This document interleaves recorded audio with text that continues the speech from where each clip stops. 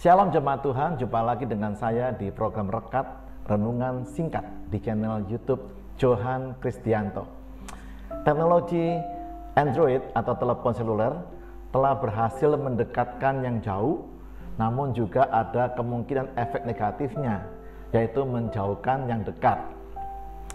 Saat ini saya mengajak jemaat sekalian untuk merenungkan topik bersama tapi tidak dekat. Atau dalam kata lain, kebersamaan itu tidak selalu diikuti dengan kedekatan. Dalam bahasa Inggrisnya, togetherness versus nearness.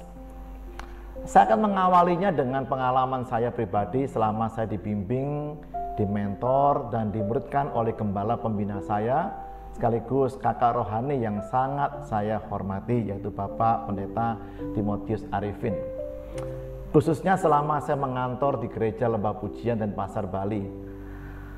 Teman-teman sepadan saya bisa melihat kedekatan kami berdua, sehingga mereka berpendapat enak ya, itu Pak Johan tidak pernah ditegur, apalagi dimarahi sama Pak Arifin, habis dia adiknya. Teman-teman saya itu salah sangka, karena memang kakak saya itu tidak pernah menegur keras atau memarahi saya di depan orang lain. Untuk hal ini saya sangat banyak belajar dari beliau. Kakak saya kalau mau menegur keras atau bahkan memarahi saya, beliau selalu meminta saya ke ruang kerja atau ke ruang bacanya. Di situ kami hanya berdua dan tidak ada orang lain. Dari nada atau intonasi suaranya yang saya dengar di telepon waktu memanggil saya ke ruangannya, saya sudah tahu tujuan kakak saya itu memanggil saya, mau menegur saya atau sekedar bincang-bincang ringan dengan dia. Sampai sekarang saya masih bisa membaca maksud kakak saya setiap kali beliau menelpon saya, yaitu dari nada dan intonasi bicaranya. Itulah yang saya maksudkan dengan kedekatan. Lama-kelamaan itu menjadi keserupaan, karena nearness is likeness. Kebersamaan meskipun dalam waktu yang lama belum tentu bisa menjadi kedekatan. Ada sebuah contoh yang sangat menyedihkan yang ada di Alkitab kita, tapi sangat jelas menggambarkan topik kita saat ini. Kisah tersebut ada di Injil Matius 26 ayat 21 dan seterusnya.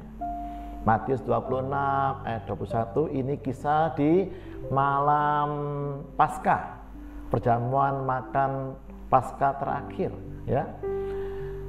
Dan ketika mereka sedang makan, ia berkata, "Sesungguhnya seorang di antara kamu akan menyerahkan aku," kata Yesus. Kemudian, dan dengan hati yang sangat sedih berkatalah mereka, murid-muridnya, seorang demi seorang kepadanya, "Bukan aku ya Tuhan?"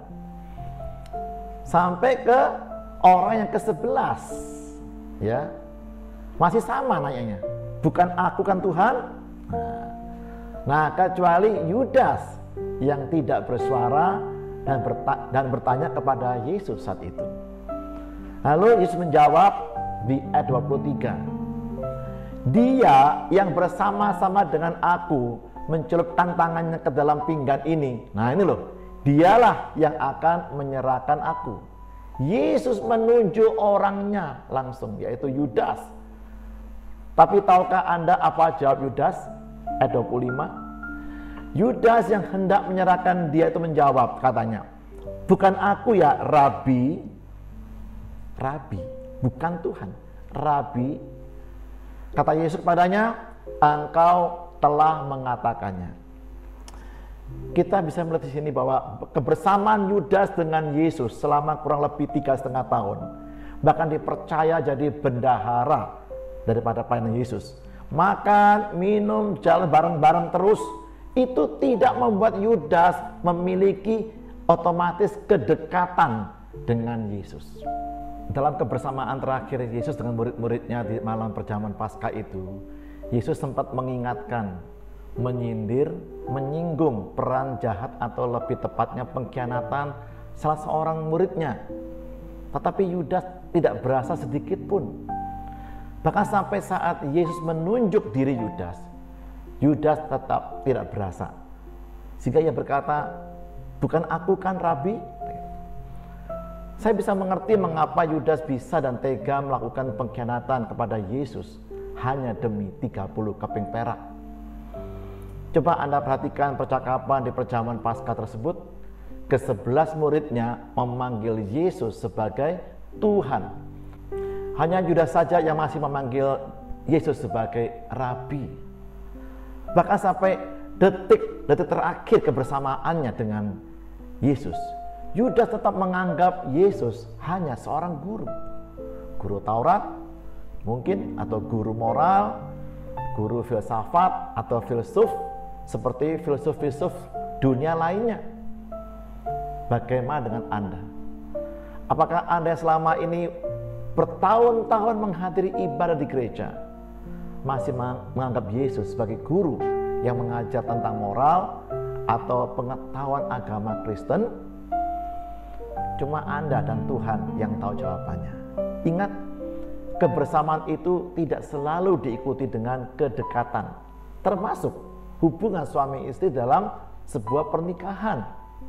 Kiranya ini menjadi perenungan kita untuk memperbaiki kualitas hubungan kita dengan Tuhan maupun hubungan suami istri kita. Tuhan Yesus memberkati kita semua. Amin. Shalom.